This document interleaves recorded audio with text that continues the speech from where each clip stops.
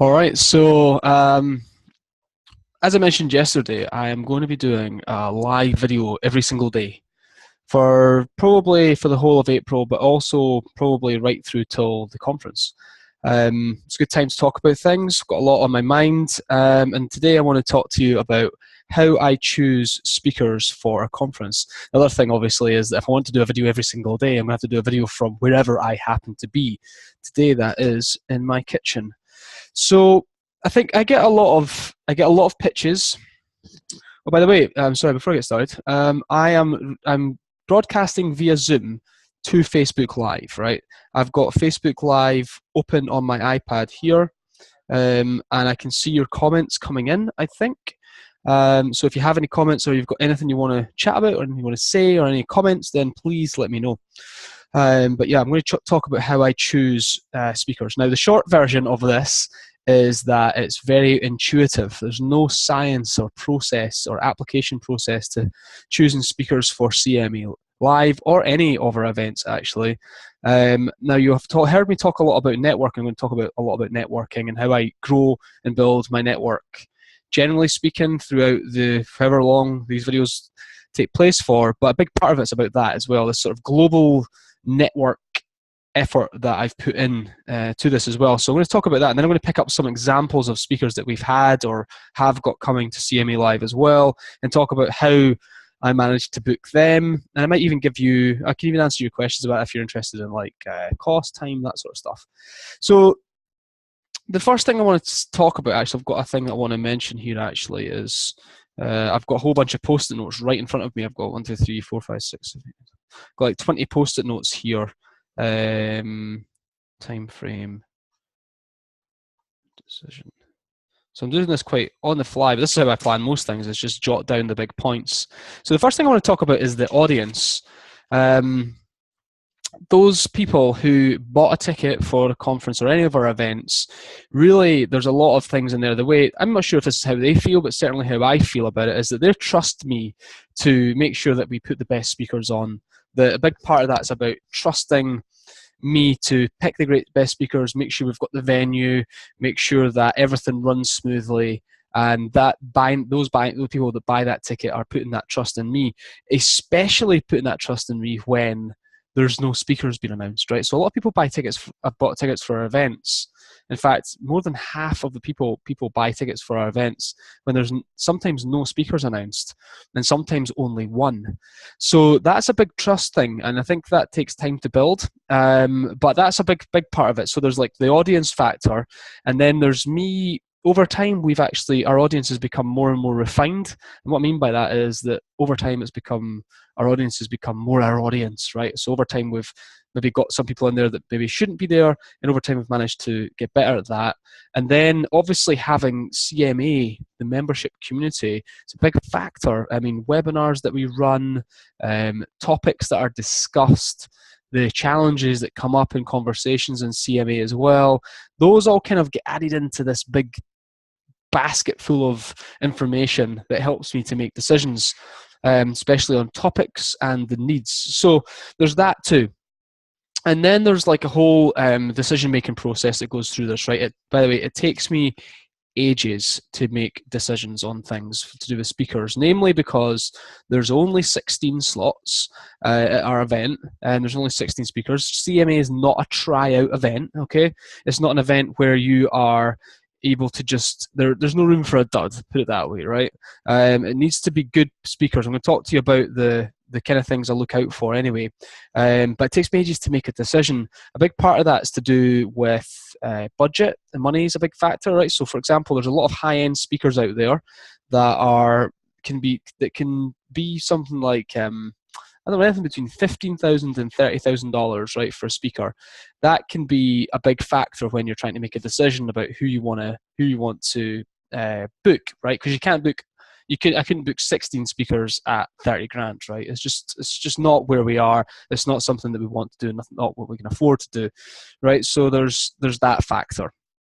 So the budgeting, but the reason it takes me sometimes quite a long time to make a decision, I think speakers sometimes get a little bit annoyed with me about it, is because I just want to make sure I'm doing the right thing. I've got the right people I've booked them in at the right time, and they're the right person for where we are as a community as well.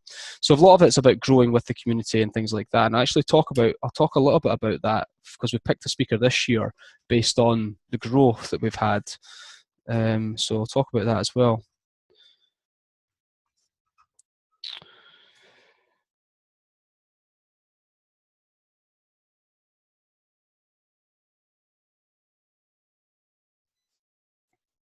So there's all of that stuff goes into the sort of the pot, right? In terms of the audience and the time frame and how I make decisions. A lot of it is about involving the CMA people, the members, the squad, into the mix, and then I have to kind of make decisions based on budgeting and availability and things like that. But mainly it's intuition, right? I need to make sure I feel like there is a fit. That person has to fit within our culture, within our what we would deem to be the right person, within the right people, right? So again, it's a big factor. Like if there's lots of, like I said, there's lots of great speakers out there. In fact, there's lots of great people that could potentially be speakers at CMA. They've written and published several books. They've launched multi-million-pound products or businesses have been built. They've got great ideas. Does not make them either A, a fit, or B, a great speaker. And that's up to me to kind of make all of those decisions. So a lot of people will say, why don't you get blah, blah, blah, or get this person or get that person? I'll be like, well, we'll see. We'll see. They might not be a great speaker. Now, let's talk about this actually, how you as a speaker could make it easier for me to book you. This is one of my biggest challenges. I'm just going to write this down actually. So one of my biggest challenges is that I haven't seen every single speaker speak in real life before I book them. So I have to rely on things like video, right? And that's a big one, right? I just want to get that on the record here, that if you are a speaker and you don't have any video evidence of you speaking, then the chances of you getting booked are slim to none. You absolutely have to have video. Because not everyone can see you speak. And I do a ton of scouting as well. So when I'm at events, I'll try and see as many speakers as I can, and I'll scout and go see what these people are doing, what their topics are, how they present, how they engage with the audience, which is something that's missing from a lot of videos as well, actually. It's really hard. I have had a hard time making decisions this year because of that. So there's people that have done loads and loads of speaking, but I can't see it for myself. I need to see it for myself in order to make that decision. So that's been a big thing. So if you're a speaker and you want to get more bookings, you need to have video evidence of you speaking. And also appreciate that when you are speaking, there's scouts in the audience looking for someone just like you to speak at their event. So just think about that if you're a speaker and you're thinking about your own marketing. So for me, it's about seeing someone speak either in real life or on video. Big part of that, it's a big thing for me, is to see that. So for example, I don't know how many conversations I've had over this past year on Skype, on Zoom with people, talking to them about their potential application for speaking at CMA. There is no application process, sorry. Their potential for them speaking at our event. We have a great conversation. They seem like really nice people, but I have to make that a thing, like to book them and to pay for them to come from wherever they are in the world to Scotland for 2 or 3 days to speak at our event. It's a big deal, right? It's a really big deal. So I need to make sure that I feel confident first, at least, to then, because I've got to market that person as well. I've got to go right behind that person, market them to our audience as well. So a lot of it goes into that in terms of trying to make a decision. Now, which brings me on to this next part. One of my big pushes here this year has been female speakers, right? Last year we had 6 female speakers. This year I think we're going to have 8 or 7. And this has been one of my major focuses over this last 6 to 8 months, is to try and meet and network with more female speakers. So let me just talk about this for a second, actually, because this is how I've built up my relationship with most of the speakers. So essentially what I'm saying, actually, is that a lot of the speakers that come and speak at CMA are either friends or potential friends, and that will become my friends or have become my friends over time, and it goes through this process of networking, and I know that you guys know that I do my network slightly different, so this is the way I do it. I will reach out to my top network of people, my top connections, and ask them to connect with people. So I'll give you a real life example of this. I was looking for female speakers last year. I was like, I need to speak to more people who could be potential female speakers at CMA Live next year. Who do you know? So I wrote out to about 30 people, and they then continued to introduce me to loads and loads and loads of potential female speakers, which was great. So I set up lots of Skype calls and had a chat with everybody, and that's how I do it. I go out to people. The other thing to consider is that we have got an audience, we have got a platform, an event that we've ran 4 times now, and we have, like, one of the things I leveraged really early on was the podcast. Right, the podcast was an amazing place for me to meet people like Marcus Sheridan, Anne Handley, and other people just like that. Mine's gone blank. Mark Schaefer, sorry, as well, and to meet them for the first time, and those guys have then connected me with lots and lots of other people.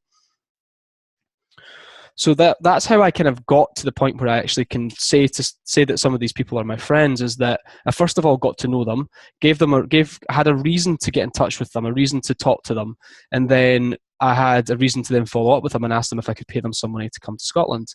So that happened with Marcus, it happened with Anne, it happened with Mark Schaefer, and then so on and so forth through that network. I've then built it up so that I get to know people like Chris Ducker and Amy Schmitter and Doug Kessler and George Thomas and Erica Napolitano. And I've just got myself around great people. And not only that, I've then got myself into a group of world-class speakers, about 250 people in this forum, and I'm starting to see them now, and I can now get to know them. So like my network has been absolutely vital in this whole process. So the networking part has been key to then meet new people, because obviously I don't want to have the same people coming in every year to CMA. It's important to get more people. And I think as we go into 2000 and start organising CMA 2008, CMA Live 2018, I'd like to get more people involved in the scouting process. In fact, to be honest with you, the CMA Peeps squad have been really heavily involved in that. They're always recommending people to me, say you should check out this person, look at this person.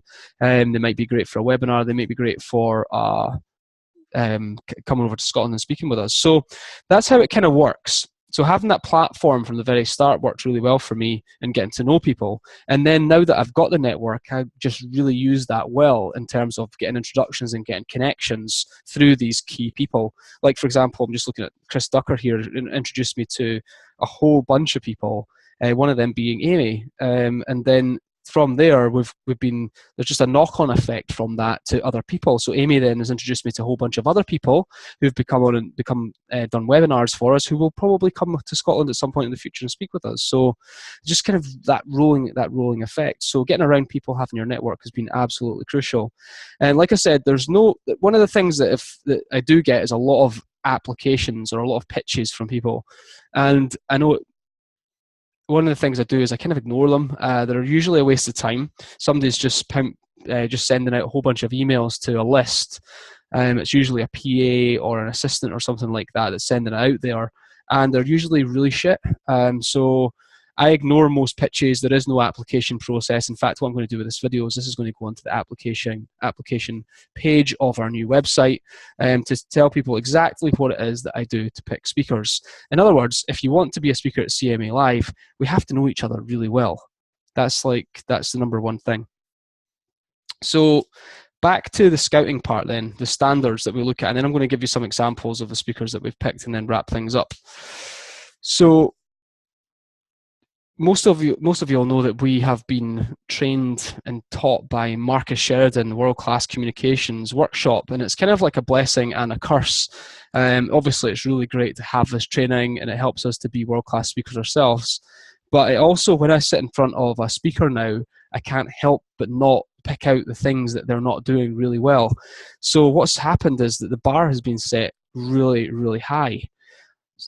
It's like I said, it's like a curse sometimes. I sit there and I'll watch 10 speakers, and I would say 9 out of 10 of them would just not be good enough for CMA Live, and it's just the way it is now. So when we're booking speakers, I need to know for sure that they're going to be good, that they're going to interact with the audience really well, and they're going to put the effort in, and they're going to structure things well. And that's why we work with people like Erica Napolitano, Marcus Sheridan, Anne Hanley, Chris Ducker, Amy Schmitter, Doug Kessler, George Thomas, Mark Schaefer, all of those people, because they're world-class speakers. And there's no doubt in my mind that when they get up on that stage, you're going to see a performance that would be deemed world-class, and that you're going to be entertained, you're going to learn something new. But you're also going to make friends with these people too. So the scouting part, the standards thing, is like ridiculously high, probably higher than a lot of the other. In fact, it's definitely higher than other conferences. So a lot of effort goes into making sure that we pick the right types of people. So, for example, I was going to give you an example of a couple. Actually, I'm not going to do all of these. Give an example of, right, for this one here is good, I think. George Thomas. We've got George B. Thomas speaking at CMA Live this year. This is a good example of a few things. One is Marcus has worked with us. He's been in Scotland 3 times now. He was our closing keynote in 2015, he was our closing keynote in 2017. And he's worked with us twice in the World Class Communications Workshop, last May, last November. And he's coming back again this year. Twice he's going to be back this year. And one of the things we spoke about was we've had George B. Thomas on to do a webinar with us as well. And what we've found is that as the CMA community has grown in terms of education and knowledge and implementation, they start to ask different questions like how to track and measure stuff, and are we doing the right things? And this is where George B. Thomas comes in, right? So George was a conversation that Marcus and I had about 6 to 8 months ago, and say, well, why don't we bring George over this year? And we'll start to talk about more in depth about measuring content marketing and the great thing that George does is he makes the complicated simple for us. So again, this was another example of just conversations, working with great people who know other great people and can bring those people in. So the other examples we've got, I mean, Doug Kessler was, when Cara and I were at Inbound 2016, we saw maybe 20, 25 different speakers there. Well, not one really made the list, to be honest. There was one other, but it never really worked out. So Doug kind of really stuck out one because he knew Anne really well, Anne Handley, and she's a good friend of ours, and Anne is a good friend of Doug's. Doug also won the Content Marketing Institute's Agency of the Year Award. He's based in London, and he's also a really nice guy. He's really funny, and his topic was excellent as well and well presented. So we just felt like we have to absolutely have Doug at CMA Live this year, and fortunately he was available. Fortunately agreed to come and do it, and it's going to be a blast. The other speakers that we have, we've just built relationships with. Like Mark Schaefer, for example, is coming back over again this year. He was here last year, and one of the main reasons that Mark's able to come back again this year and talk to us is because he wrote a book in the time that he's been here since last year, and this year he wrote and published another book. So he's got something new to share with us. The CMA community really love him, and he loves what we do too. So it's like having a friend come over, which is awesome. We get to hang out with Mark, and Marcus Sheridan's coming back obviously again as well, which is amazing. And he's bringing something new with him this time. And since the last time we worked with him, he wrote and published a book, which is another big factor that comes into this. And we're working with Chris Ducker this year as well, and Chris has got a lot going on in his business, so it's good to work with him. And like I said, Chris has introduced me to lots of other people, and lots of the people that he works with work with us. For example, there's a lot of CMA members that are Upreneur members and vice versa. So it really makes a lot of sense that we work with Chris and bring him to our show as well. So there's lots and lots going on there, and pretty much down to the network that we've built and the people that we know. And when they come over here, when we don't, what I find is that when we've not met people for the first time, it's when we meet them for the first time at CMA that things become really special, and those connections that we have with people are just then built deeper and further, and that trust is built, and then it just goes on from there. And that's the way that I think platforms work really, really well. Like the podcast is a good example, and now we've got CMA Live, where I can actually have the ability now to book speakers like the speakers I've shared with you to come to Scotland, spend that time with us, and it just builds on from there. So like I said, that's how I choose speakers, but it's not, there's no sort of science to there's not really even really a process. It's much more about intuition and how I feel about that person, and a lot of other factors too, like all the factors I've just explained. I don't even know how many there were there, but there's a lot. I don't think it's something you could really put down into a process, but I guess if you were to do it, they'd have to have a good idea, they'd have to have something great to say, something different, they'd have to have a book or something like that, but they'd also have to fit. And that really comes down to whether I feel like they fit or not. So another part of the process is to get them to come on and do a webinar with the CMA Live, the CMA membership as well, and that usually works in to see how they present, how they connect with people too. So there we go, there you have it. That's the warts and all how I choose speakers for CMA Live and all our other live events as well. I hope that's been helpful for you, and if you've got any questions about anything, just let me know, and I will speak to you all soon. Don't forget to be awesome.